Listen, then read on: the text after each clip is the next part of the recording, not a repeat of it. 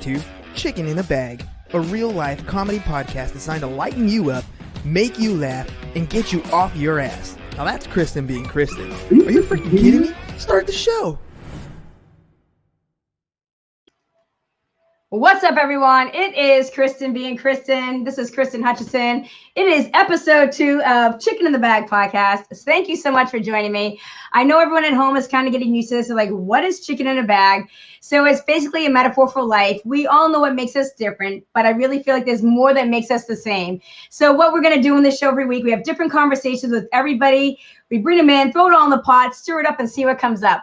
Today, I'm really excited to have my friend Glen Mourning on. He's an author and he's an educator of the Crunchy Life Kids book series. I'm going to bring him in here. We're going to talk about life, educating the youth, and inspiring people to believe in themselves. So let's bring in Glen. And hello, Glen. How are you? Oh, I have to unmute your mic. Hold on. Oh, there okay. you go. All right, cool. No, I'm doing great. That introduction was like, I was like, yo, am I watching like True Hollywood? What show am I watching right now? Well, thank you so much. It's a new little endeavor. So thank you. I had you on my Instagram Live a couple months ago, and I met you back in May. I found you. I just loved what you're doing. You're a dedicated teacher. You're an author, and you were just doing something that you're passionate about. And I just think you're so great at it. So one of the things I want to read to get started is a quote that I thought really solidifies who you are. It says, one child, one teacher, one book, one pen, one can change the world. And I really think that that really solidifies what I think about you. I don't know if you agree with that.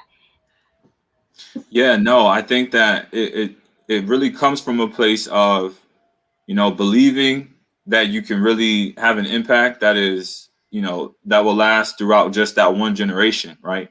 So just like a quick connection to that, which I think is beautiful in general. And thank you for that, those kind words, perhaps.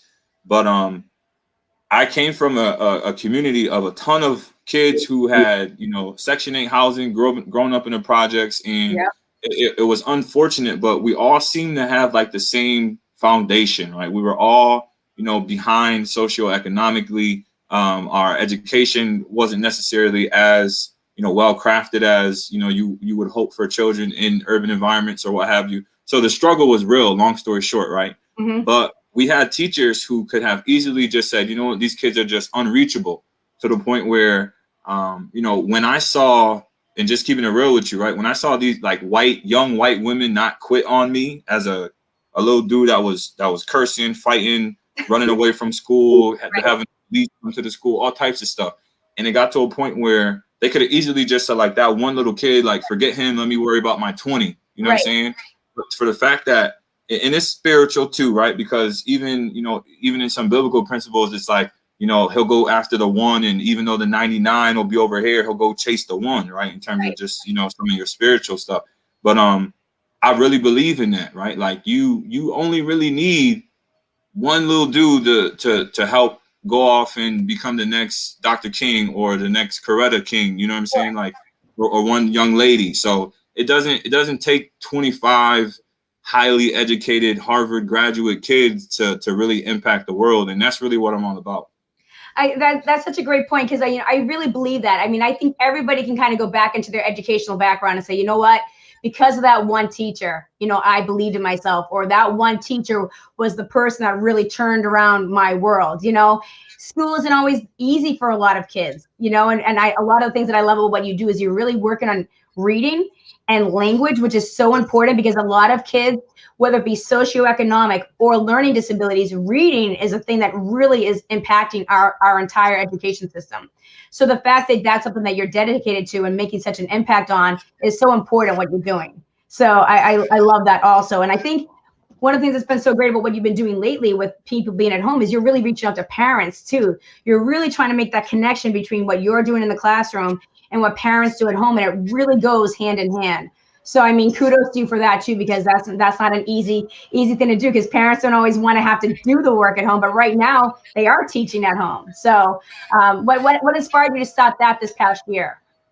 Yeah, well, I mean, it actually started with myself, right? Mm-hmm. I was considering being, a soon-to-be 34-year-old man living in this amazing yet really challenging, crazy, wild country that we live in.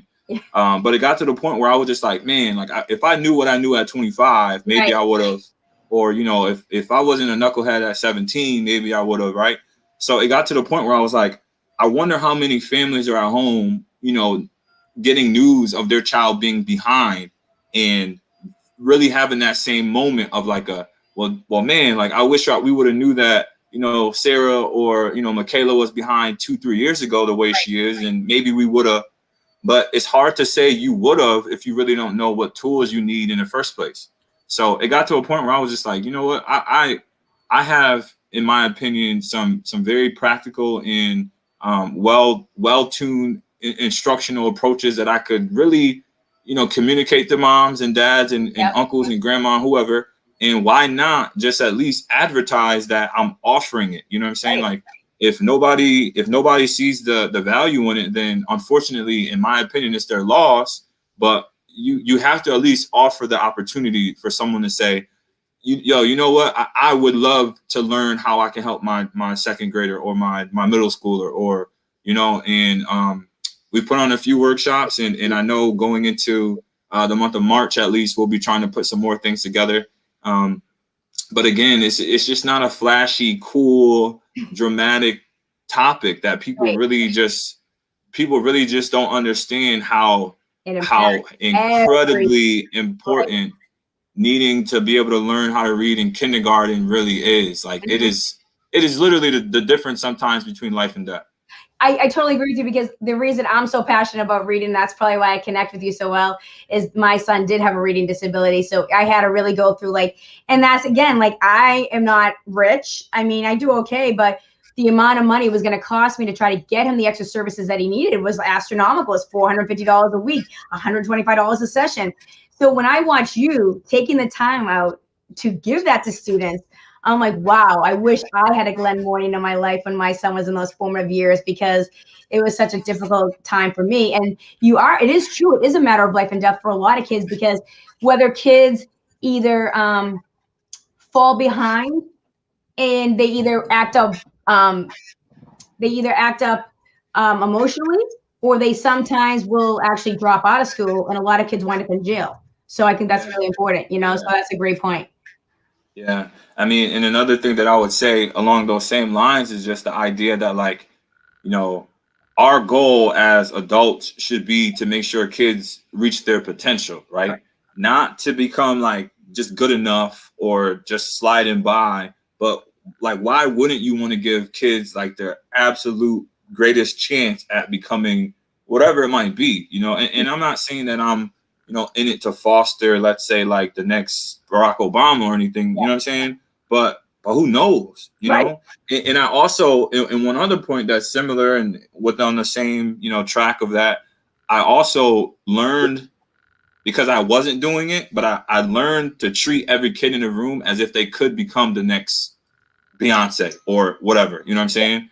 But I used to just be like, yo, this little dude crazy, man. He don't want to read. And it was a natural, because that was the environment that I was in, you know, and it was just like a very, I'm not going to call one of my old buildings toxic, but it was just kind of a very pessimistic vibe, to where it was like teachers were defeated.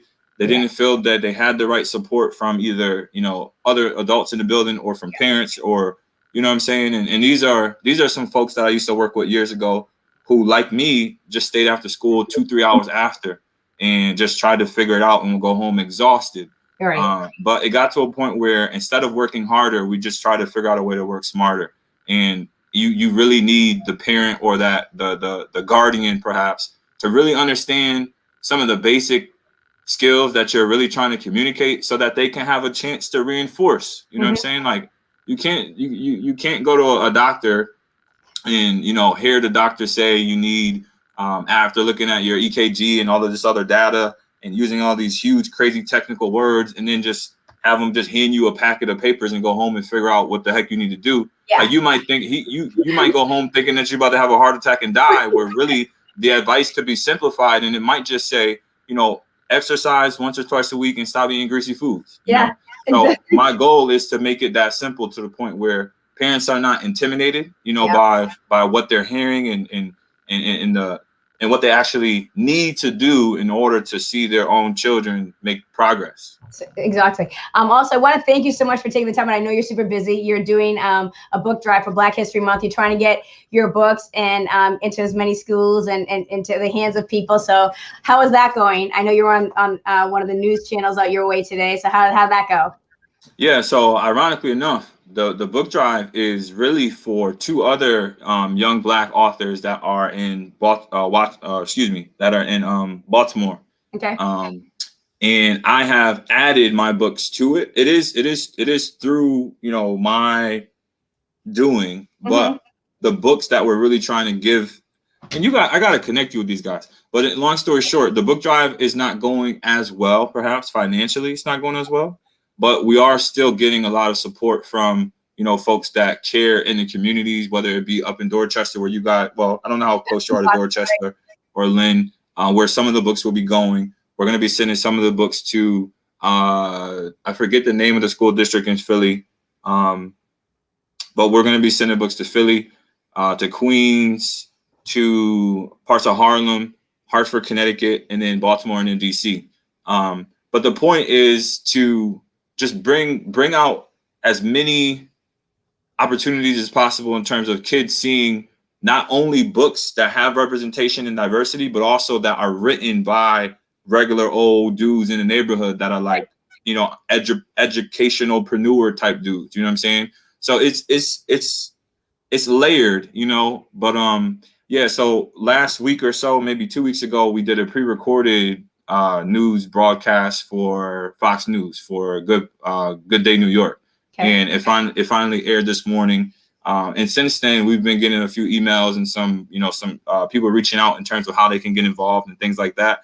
But really what we're doing is just trying to raise awareness, trying to raise funds so that we can purchase as many of these wonderful books. One of the titles is by Stephen McGill, one of my buddies. And I'm trying to remember the name of his new title. It's Mr. Powers, The Incredible Adventures of Mr. Powers. Okay. And the book is basically about a Black dad who's a superhero, and the kids don't know that he's a superhero. Oh, I love that. And the whole book, and the whole book is in rhyme, and it's like a rap song from beginning to end, and it's a picture book. So that's one of the books, and there are a couple more in terms of like, you know, empowerment for children of color. But again, you got to remember that these books are predominantly, you know, they consist of, you know, Black and brown characters, but the messages are so universal that kids in the suburbs need them too. You know, it's not. We're not on some militant Black power, like, nah, like we want to support. That's the whole point of spreading diversity. Like, you know, I mean, Harry Potter books can go through any, you know, background. You know what I mean? Everybody relates to things. And one of the things that you and I talked about previously is that books are magical. They take you away. They bring you someplace. It opens up. You get involved in the characters.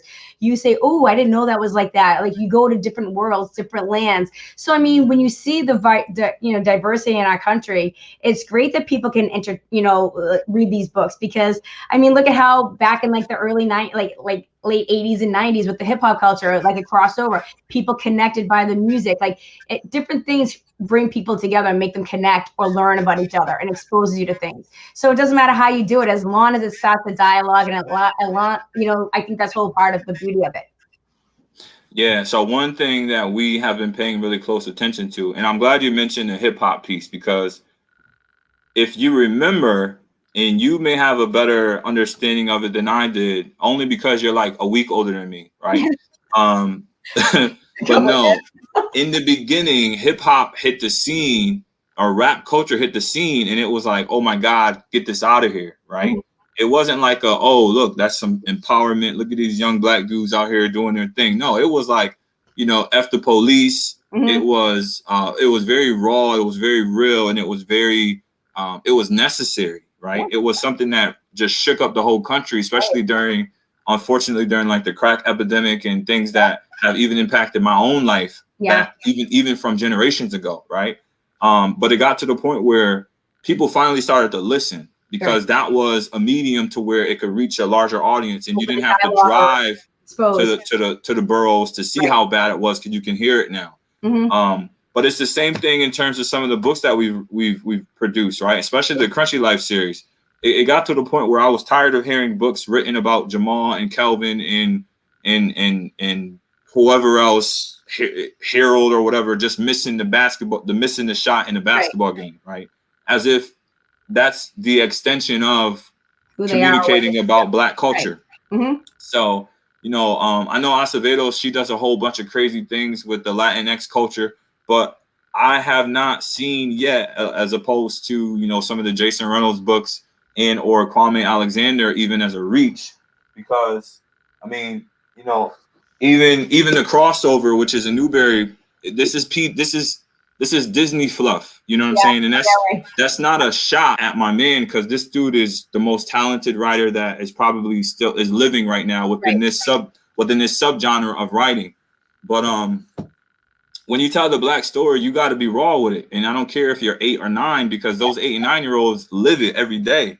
Well, that's the point. What I mean? That's the thing about, I love that it's Crunchy Life, right? Because life is gritty. And I really feel like we've gone away from telling like the gritty part. We always went like rainbows and sunshines and everything's nice. No, it's not. Or you could be the next Barack Obama, even though there's only been one out of 40 something yet, right? It's but I mean, I just think that's part of the thing. It's like, you got to let people know that, like, yeah, life is good, but also life is shitty. And there's good people and there's bad people. And you're going to have to encounter all of those things throughout life, right? And the thing I love about your book, and we're going to get into a little bit further, because you had a young girl who did a little interview with you, and I thought she was amazing. And this is why I love what these books are doing. But that's the whole point. Life is gritty. And I love the fact that, it's crunchy. You gotta get into it, and you gotta deal with all the different things. And everybody deals with things in different ways. You might be in an affluent community, but you might have a shitty household. Like sometimes, rich parents have some really bad things too. So I think a lot of people have bads and goods. They're just different sometimes. One of the things that I think you said, which I'm going to quote, you did a speech and you said, sometimes you got to stop being cool and funny and hit them with the real. Had an amazing experience speaking to 7th and 8th graders at King School in Boston today. It's not easy being a teenager, and sometimes the toughest choices seem to be the personal and hurtful ones to make. But if you live with integrity, your true friends will understand and encourage you to do the right thing. I think that's such a powerful quote that you said, Glenn, because that's part of the thing with life, right? Good friends, good results, good choices, bad friends, bad results, bad choices. So no matter how hard you try to kind of weed out some of those decisions that like your best friend might make, that stuff comes back. Yeah. And if you're in with the wrong people, right? A lot of people, it's like that one night they got in the car, or that one day that they were with those people, wrong time, wrong place. So, and I think one of the things when you're encouraging young people to really look at the people that are in their circle, and like, does this person have your best interest? And I was just having this conversation with one of my nieces today. It's not always easy to sometimes drop your friends, right? They're your friends. Oh no, it's the hardest thing to do, and no matter how old you are. Right. But sometimes, like, as you get older, that's going to be the decision that's going to really sometimes, especially if you're trying to do something with your life, a lot of times, and this is the funniest thing I've noticed about things sometimes right now, especially with Corona, like a lot of stuff's tough, right? And if you're trying to pull yourself up or be positive, it sometimes makes people uncomfortable sometimes, because they're not in a good place. So sometimes everybody likes everybody kind of stick there, right?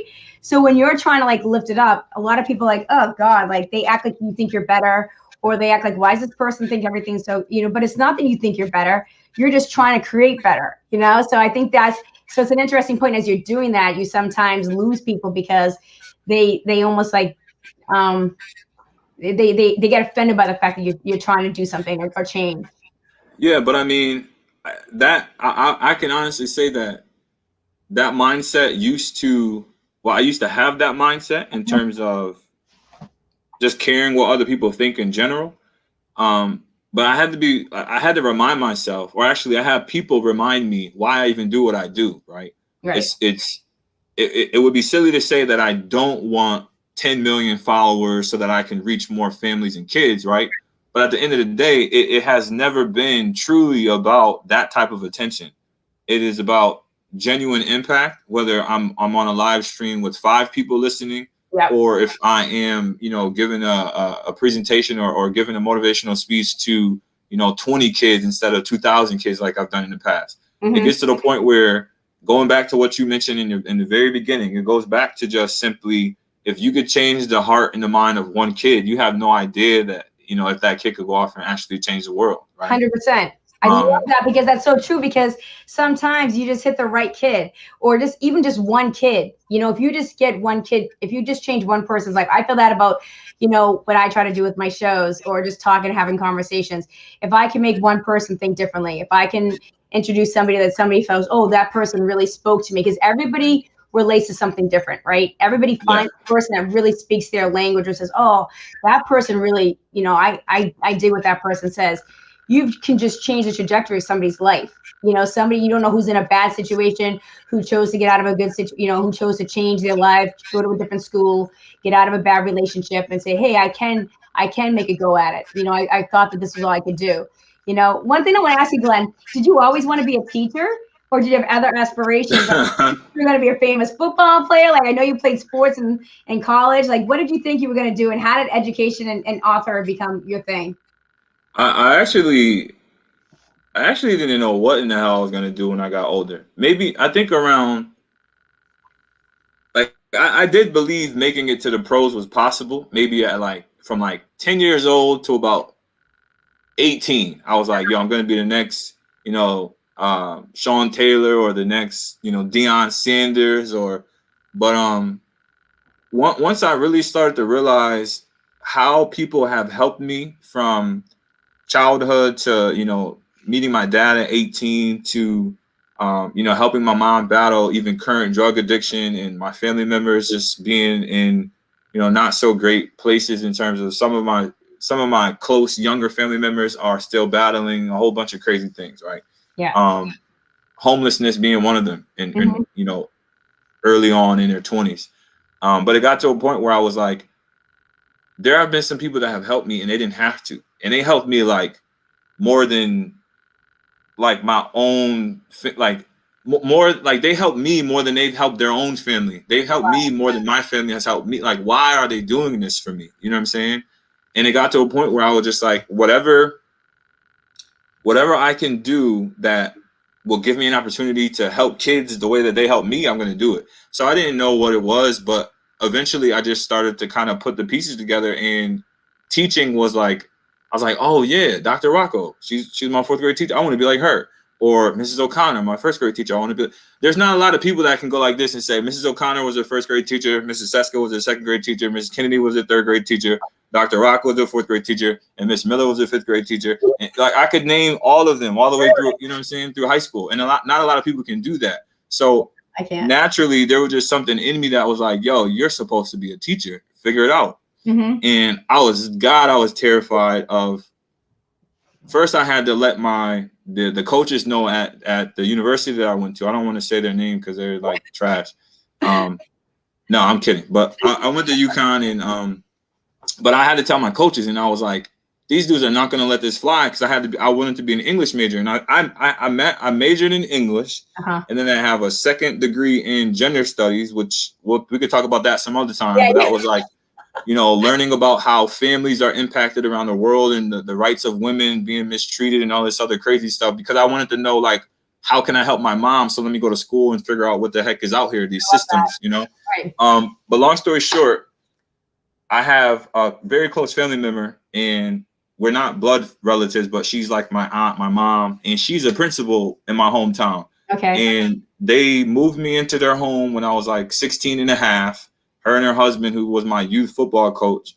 And if she wasn't a teacher or in education, if she was like a surgeon or an actress or something, I probably would have pursued a different path, because she had that type of impact on me. So yeah, I mean, it happened kind of slowly but surely. And then I went and got my master's in Connecticut, and I've been teaching. That was like my only full-time job, has been teaching. Like, I didn't work as how most kids get it in during the summer. Yeah. Like, during the summer, I was at the high school lifting weights and running, and you know what I'm saying? Like I was just I trained since I was like 12, and I got completely different for way. Football. Yeah. And I knew that I had committed to college as a sophomore in high school, because I got an offer, like a full ride. So I knew, like, at 16, I already knew, like, the next 8 years was already set. You know what I'm saying? The next 6 years was already set. So going into education was just like the final piece, because that was the ultimate way of me being able to give back. I love it. Oh, I think you did the right thing, because it seems like you found your niche, and you've done very well with it. There's another quote of yours that I love that says, regardless of what we can't control, what we do still have the authority over is preparing our youth with the tools to make the most of their lives. Keeping it all the way real with kids is the only way I know how to be. Connect, encourage, and inspire. I love that, because I so agree, because I really feel like we have the power. You know, I think kids are a lot smarter. They see things. They have more of a capability to have a conversation. And I think a lot of parents feel like they're going to shelter their kids, or they're not going to have difficult conversations. But I feel like when I was a kid, my mom encouraged me and inspired me to find my voice and talk to me about real things and have dialogue. And I think it's one of the reasons I love having conversations still to this day and hearing different things, because she valued my opinion. And so I think it's such an important thing as a teacher, and I think that's something that you do with your students, is to connect with them and to encourage them and to inspire them. And I think that's so powerful for what we can do for the next generation. So, you know, can you speak on that quote that you came up with? I love that quote. Yeah, I mean, and you keep calling them quotes, but really they're just love your page. That's why I'm calling them quotes, but they're statements. They're really just like, you know, sayings that you're in a moment of reflecting on an experience, and you know, conceptualizing, or you know, putting something into words is just kind of what I've learned to do, I guess. Mm-hmm. But I mean, like, think about it, right? Like anything else, you know, our brains, or you know, our ability to speak and communicate, that has to be exercised. You have to practice having conversation in order to, you know, eloquently speak in front of, you know, an audience, right? You have to practice certain things, unless you just have a natural gift for just talking, right? which is a real life thing too. Right. But when it comes to these conversations that I'm referring to, I mean, like telling my fifth graders this past week that one of the kids was like, oh, such and such was a slave owner. And I was like, yeah, so were the first 18 presidents. Yeah. And they were like what? And I'm like, yeah, like, oh, you didn't know that? Like you're 11, but you didn't know that. Oh, you didn't know that. Okay. Yeah. So let me walk you through a little bit of reality. If this was, you know, 60 years ago, I would not be your teacher. If this was 20 years ago, I probably wouldn't be your teacher. Right. Based on just unions and people not wanting or feeling comfortable with a young black dude with curly hair on the top walking in the building like, yo, what's up, y'all? Y'all ready? Yeah. Right. So it just gets to the point where, like, if you wait until you're young adults to have those type of interactions, you know, I can tell you exactly what's going to happen. And I'm not just talking about young white people or I'm talking about everybody. If you're not having a dialogue that is, you know, in politics, they call it like, you know, across the aisle, right? But in general, like, if you're not having these real life conversations, like, yeah, you know, a year ago, that used to be a project home though over there, but now they knocked it down and put up these $500,000 condos. Right. If you're not talking about things like that, you have the instance of, you know, the young girl walking through Central Park, like, oh my God, it's a black dude over here. Hey, police officer, can you come help me? As opposed to like, oh no, that's my man Hank. Yo, Hank, what's up, Hank? Well, right. Yeah. It never really changes the format of like your own experience. You're always going to be on the same plane. You're going to hang out with the same friends. When you're in middle school, you're going to go to the blonde table. When you're in high school, you're going to go sit with the geeks and the jocks, and you're going to the jocks, and you'll never interact with somebody that is probably the person that could potentially become your best friend. Totally, I totally agree with you. It's so funny. I was having this conversation the other day because, like, I look back at the Breakfast Club as one of like the biggest movies when I was in high school, right? Yeah. And it was such a great movie because even though it was all like it was a white cast in that movie, right? Didn't matter because diversity transcends. Right, but the thing is, they didn't. You know, I was the jock. You have the money. You were the poor kid. It's basically like, you know, it's like a microcosm. Like, you know, there was just a diversity like of economic, right? So in certain white communities was like you weren't in the right neighborhood, so I can't talk to you. Do you know what I mean? So it's like we really have this really weird thing where we kind of dial into like what we think matters or doesn't matter and put people in boxes. And one of the things I hate about boxes is I feel like you don't really get to learn. You don't really get to mix it up. You don't really get to, you know, taste the variety. So I say, like, break all the boxes, break all the barriers, and like mix everything up, and like, you know, get to hear about different people's stories and get to meet cool people. Like, I love having friends from all walks of life because it's more interesting. I like hearing the different people's experiences and different people's stories, and just having those dialogues. So I think it's an important thing that what we're going to segue into your books is what I think is so great about your books, because they're just really cool stories. There's so many great life lessons. And one of the things I think that's so great what you do is you're not just teaching in the classroom. You're teaching kids in the classroom, but what you're taking into the books is real life lessons, you know, back encouraging and inspiring people to kind of believe in themselves and to work through adversity and work through tough times and stuff like that. So you had a young woman on your show, a little young lady that reviewed your books. I absolutely loved your interview with her. And first thing you guys talked about was about school. Now, you haven't been in this. Have you been teaching virtually, or are you in the classroom? I want to talk about that for a quick second before we say virtually. Yeah. So March 12th of 2020 was our last day. I believe it was the 12th. And then since then, I've been home on a computer, and it's so surreal. But yeah, we've been home. We're supposed to go back in maybe a week or two. But even then, we'll have like a percentage of the kids in the building. So your interview with her, you asked her about that, and she said she was sad about school, and then she says it's like something's missing. And I know that you feel the same way, because when I first started looking at a lot of your videos and checking out your Instagram, I just saw what a dedicated teacher you were, like making it fun in the classroom. I think there's even a video of you like giving a kid a haircut. Like, you're just so passionate about what you do. You know what I mean? And I just said, I think in that one you said, like, people don't really understand the passion. So you seem like someone who really impacts your students. So has that been a hard adjustment for you, like almost a year being out of the classroom? And what has been different for you, and what did you learn about teaching through how have you kept that same type of connection with your students through a video screen? Yeah, I think what I've learned ultimately is that regardless of, you know, the format, kids want to be cared for. They want to know that you actually care about what they say and about what they don't know and what they do know and what they are afraid to ask, and, you know, what they wish you would ask them. You know, like, regardless if it's in person or virtual, I think those are some of those like real life, just psychological pieces that if those are in place, you can still develop a bond in a relationship. I mean, and it's kind of like how, and this is like a weird stretch, but it's kind of like how people go fall in love with someone over the internet, right? Like texting and not even seeing a face at times, because like the human connection it extends beyond just like the physical. So whether it's someone's voice, whether it's the wording that you're using, whether it's, you know, how you react and respond to something that they might say, it's an art form, you know, in communicating in general. And I think that I learned that I'm a great communicator and an even better listener than I thought I was.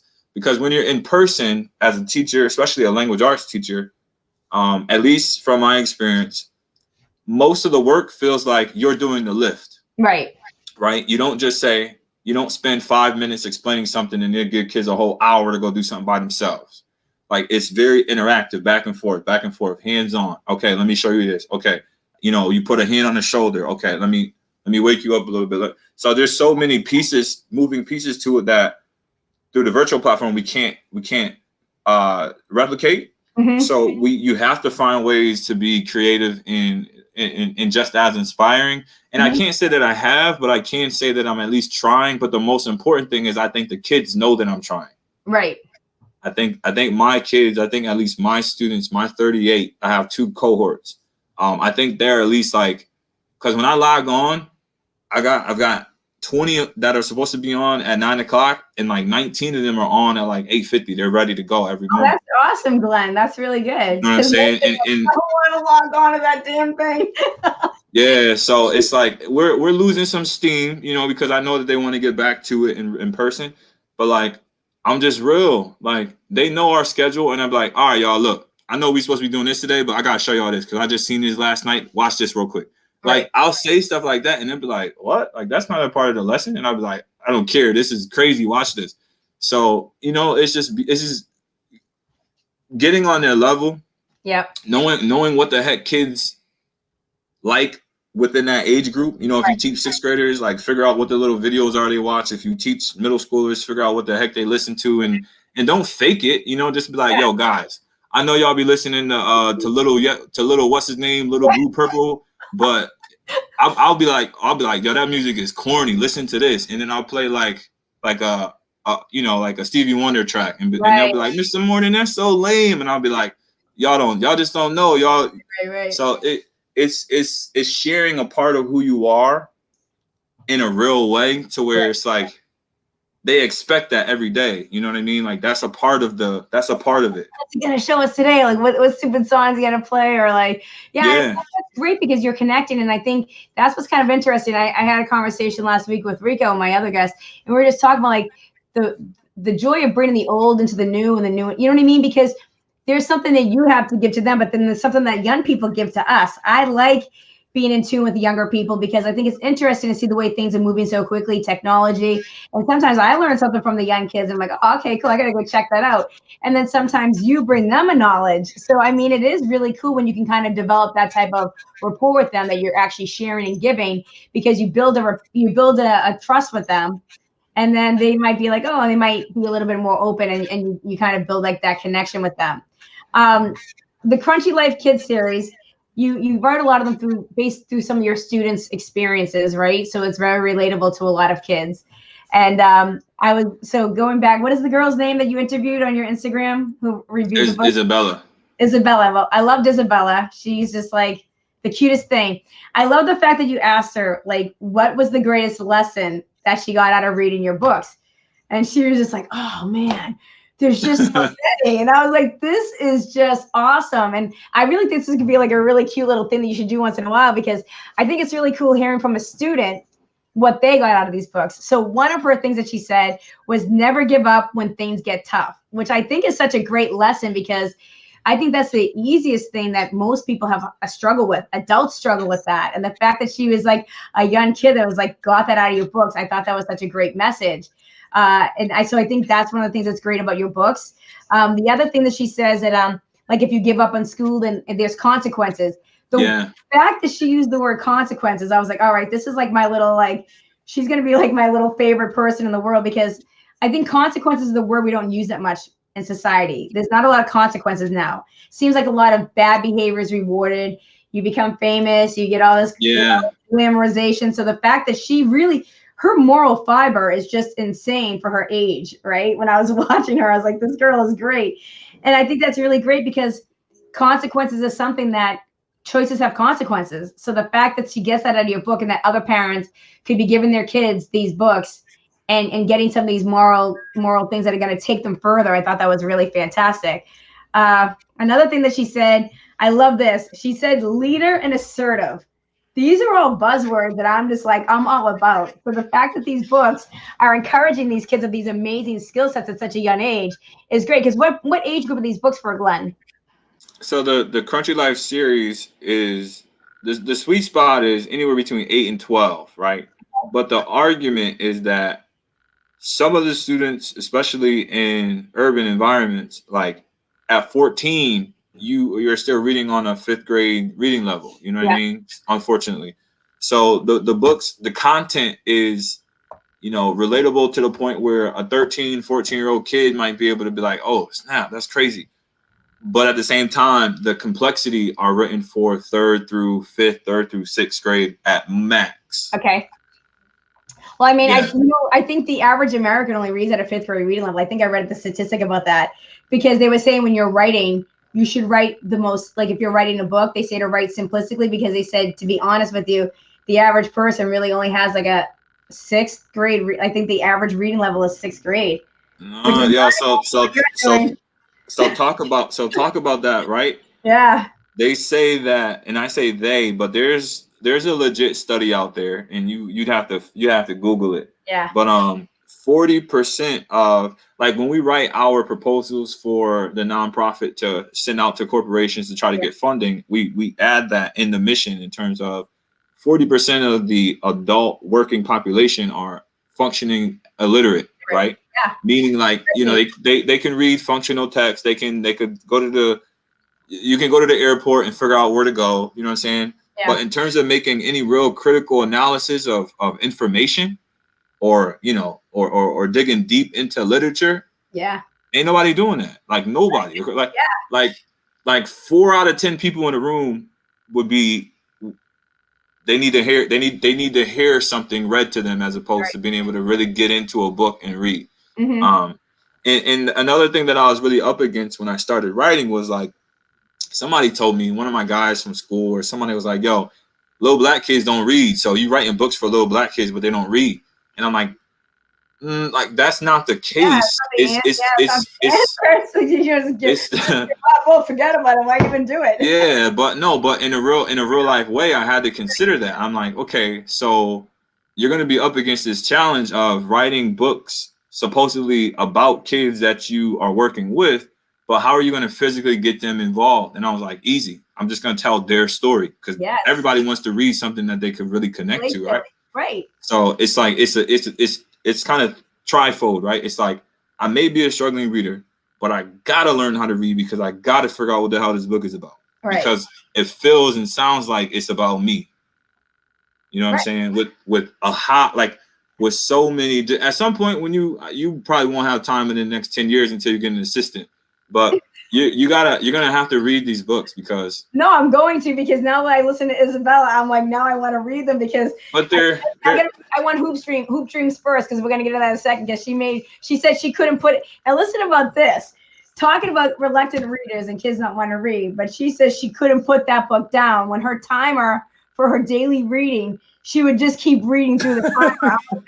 I mean, Glenn, that is such honestly, that's going to warm your heart a little bit and make you feel accomplished, because, you know, you're doing this for the kids. You're doing this to kind of share stories with a little bit of an anecdote, something that's going to, you know, maybe bring kids together. So now you get kids from all different walks of life that are reading these books. These characters are something that they're connecting to. And there's 2 more things that she said. I mean, I just love this. God, this girl is just too smart. I don't even know where you found her. She says, one of it was about fighting. And she says, fighting's not the answer. I mean, God, if she could teach adults a little something in our world, because she says, fighting's not the answer, and everything just goes downhill from there. I was like, yes, Isabella, so true. It just brings a hostile environment. And one of the reasons I like having dialogues is because it's like, we just see that we're all just doing these like stupid, like hostile things, just like fighting with each other. And here it is, a young girl reading a book by you is saying, well, how stupid is that to just fight? It just makes me feel bad when I fight with my sister. I'm like, well, yeah, obviously.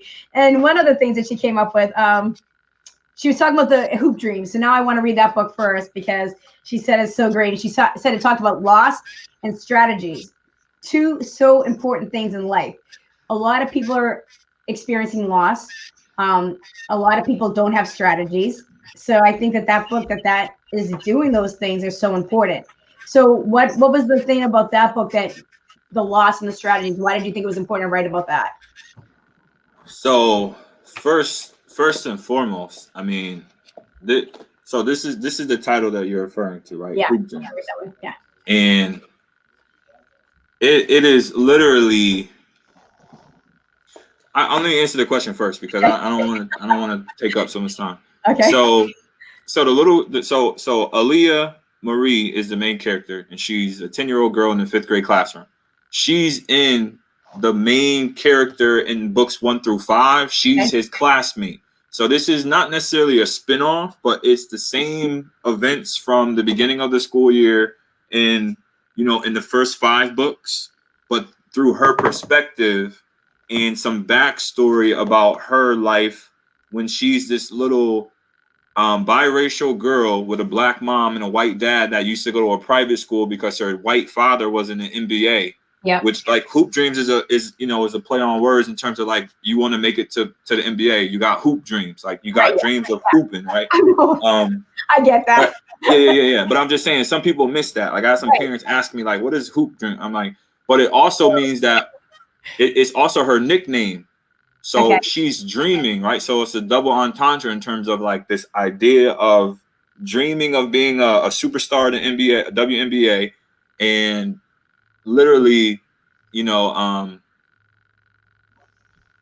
like her story. But long story short, she goes to she goes to a private school in the beginning from like kindergarten through third grade or whatever, and then she realized that her mom they're not going to be able to afford it, so then she has to go to her neighborhood school, like in the hood.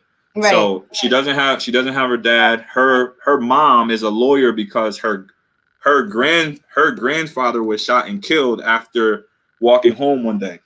Okay. So she's dealing with like not having that support because the grandfather was like helping the mom take care of her because the dad was out the picture. So when she goes to Elite Public Charter School, which is like in the projects, and she's almost like a bougie little black girl because she's like, she's used to having a nicer, school, a nice environment to learn and things like that. But she also recognized that nobody really cared about her at her all white private school either. So she's got the intellect of like a high schooler because she's like a really smart, almost borderline genius, like 10-year-old. So, and just in terms of just like the loss piece, she literally loses so many things. She loses an opportunity to go to a really privileged school. She doesn't have a chance to play basketball because when she comes to Elite Public Charter School, they have no basketball team for girls. She loses her grandfather. Her mom actually loses. They have to move. So they're just financially, they're in a hard place. But what ends up happening is the story is all encompassing of the beginning of her 5th grade school year when it picks up in about page 50. So it's just a whole bunch of backstory that's written in prose, right? Until about page 50. And then when you finally hit her narrative, it all shifts over to poetry. So the last 200 and something pages are all poetry. So like in the beginning in scene 1, it says, during the summer, I had seen crimes that all had shared a theme. The ones who worked to keep us safe were taking lives during the day. So this book is the eyewitness account of a little girl living in the projects, knowing that, police brutality is taking place.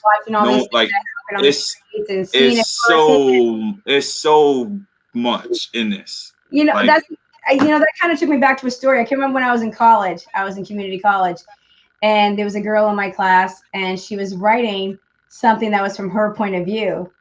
And the teacher was like, "You can't write this," and she's like, "But it's my experience." And I was just like, what do you mean she can't write it? It's like, there was like a dialogue about what she was writing, but it was her personal accounts, kind of a similar situation from something she had experienced, but the teacher couldn't relate to it because it was something that she wasn't familiar with. So that's what I think is so powerful about what you're doing with these books, is because, people that are living in certain environments, they connect to it and it feels familiar to them. And then, like we were saying about opening the world to diversity and sharing different people's stories so other people can like be led into a world. Then somebody that's not from there, it makes them aware of maybe, I didn't realize that this was experienced, but there's something about us that we're both the same. We're both kids. So I think that's what's really cool about what you're doing with these books. And I just loved listening to all of her discussions with you, but I just thought it was so great to hear how much knowledge are in these books and how many life lessons and how much real stuff is in there, but in an entertaining way. So it's kind of great when you can educate kids, but also educate them not only academically, but life-wise simultaneously. Yeah, I mean, the biggest challenge was embedding African-American history from start to finish in every one of the books, right? So, for example, you have a scene where you have I could give you a short, really powerful scene. So you have a scene where in book 3, which is about in the school year. How many books are there? So there's 7 Crunchy Life books. Yeah. And then we have, and this is our first Crunchy Life Junior book, which is for 1st and 2nd graders with pictures and stuff, that I illustrated as well. Is that out there or is that new? Yeah, that's like our new line of books. But within book 3, which is titled Tough Cookies meaning like, people that make it through and persist and what have you. But what happens is Grandma Clara is one of the caretakers in the story, and her two grandchildren, Charles, who's our main character, and his little sister, Serenity, they're arguing at the kitchen table one night about homework. And the second grader, the little girl, was like, we learned about the gingerbread man. And grandma's like, oh, that's cool. But Crunchy's like, oh, that's baby stuff. And Charles is like, well, we learned about, about slavery and about, how people escape from the South. And the grandma's like, oh, that's important too. Like everything that you guys are learning in school, the gingerbread man is important. And so is, you learning about, how the world has changed in terms of no longer having slavery in America. But then what happens is Crunchy is like, whatever, I don't want to hear that. Like, the gingerbread man is boring. So Grandma Clara tells a story. She's like, all right, let me tell y'all a story. So she tells a story about a slave plantation where the slave owner gave the slaves on the plantation some gingerbread during the winter as like just a treat, because he was just like a nicer person, even though most slaves got whipped and everything. Mm-hmm. And the family build a gingerbread man in their shack. The gingerbread man wakes up and he's like, all right, y'all ready to chase me? And they're like, no, you can't. We can't chase you because we're slaves. We're someone's property. Mm-hmm. And the gingerbread man is like, yo, that's crazy. What do you mean? So then they explain a little bit about slavery. Yeah. And then the gingerbread man literally takes that family and they all escape to the north. So you have like this traditional fairy tale, opportunity, and it's all embedded in real life history. Like you'll hear about a lot of different, I mean, you got to understand, like that's a part of what I do, like what you do. You'll hear about some of the Black inventors that schools don't teach us about. Yeah. You'll hear about the Harlem Renaissance, which is, counterpart of the Roaring '20s that no one ever talks about. You'll hear,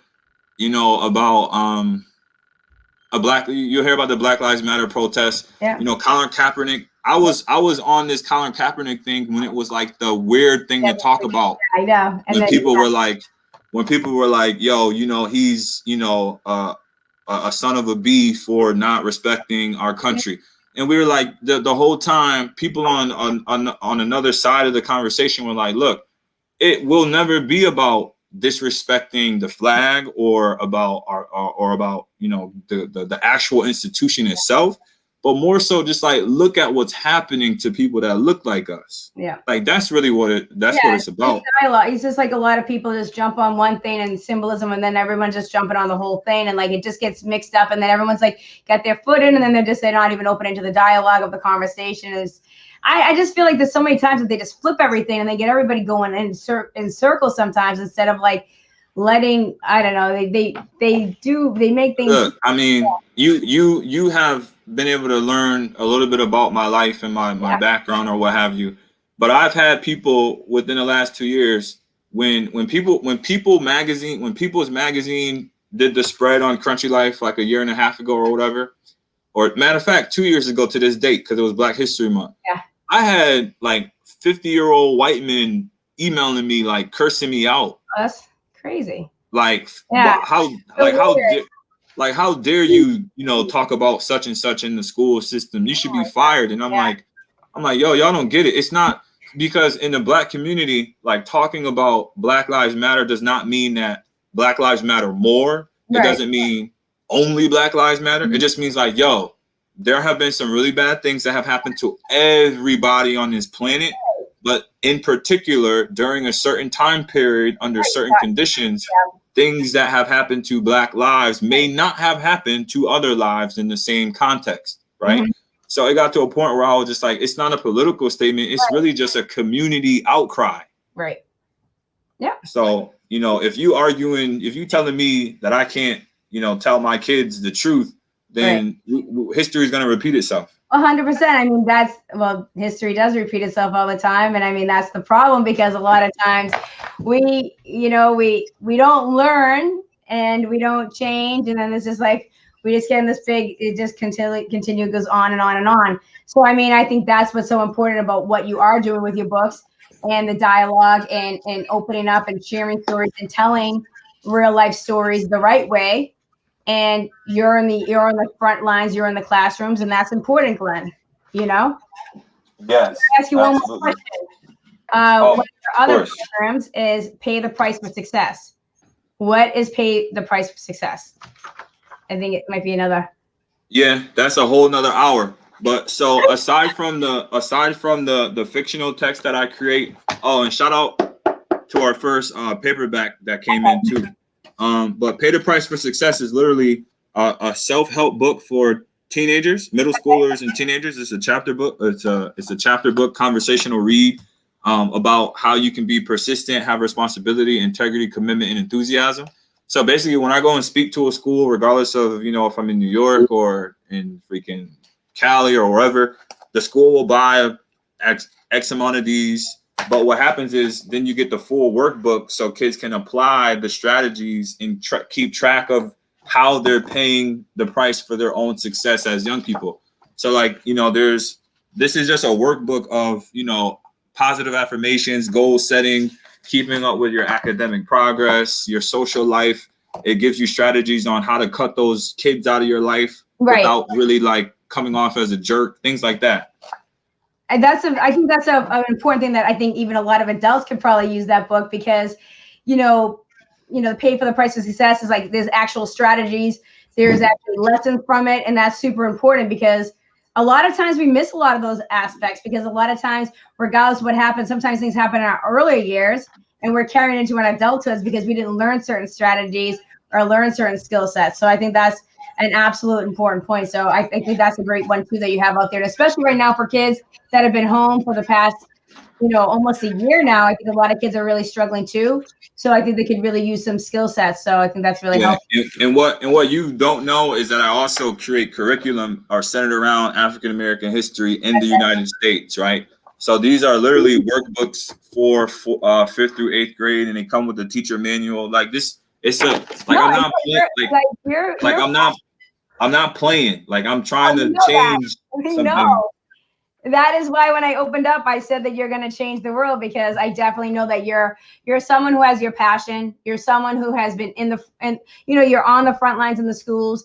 You have the education, you have the background, and you are going to change kids' lives because you're here to do the work. You're not just someone that's sitting home saying blah, blah, blah. You're actually doing it. And that's one of the things I love about you. And that is why I wanted to have you back on again and just talk about what you're out there trying to change in the world going forward, because, like you and I said before, we're all in this mess together. So the more that we kind of communicate together, whether it's up to us to kind of encourage and open dialogue and share knowledge and conversations to at least get it started. You know what I mean? And it might not always go the direction that people want, but you know what, at least we started the conversation, and then you can always come back and readdress it. If you get a little heated, take a break, figure it out, digest what the person said, then come back and try to be productive with the conversation, because I just think it's an important thing to do. If you're not communicating, then you can't change. And if you can't change, then we just kind of go in a circle. So that's one of the things that I kind of think. And that's why I appreciate you coming on today. Yeah, just don't be afraid to try, man. That's it. Yeah, absolutely. Well, Glen, I am so thankful for you. I'm glad that you came on and chatted with us today. I hope people check out your books. Where can they get them? If you go to glenmourning.com, you'll be able to scroll through and find all of the resources, any of the books, any of the parent workshops, student writing, online, virtual classrooms, all types of stuff, just at the website for just glenmourning.com. Just make it simple. That sounds good. I love that. And well, thank you so much for joining us today. Good luck with the rest of the book fair. I hope you guys, the book sale, I hope you guys do really well. And I hope that your other friends' books, I'd love to make sure you DM me them, because I'd love to hear more about their books too, because I love the of course. Sounds really great. And thank you for, being such a dedicated teacher and inspiring the youth and changing the future. And thanks for also being my friend and always coming on and chatting with me. I always love having a conversation with you. Listen, it's so much easier when you meet people like yourself. So I can only do so much, but at the same time, as long as, people like us keep bumping into each other, then the world will be a better place. I totally agree.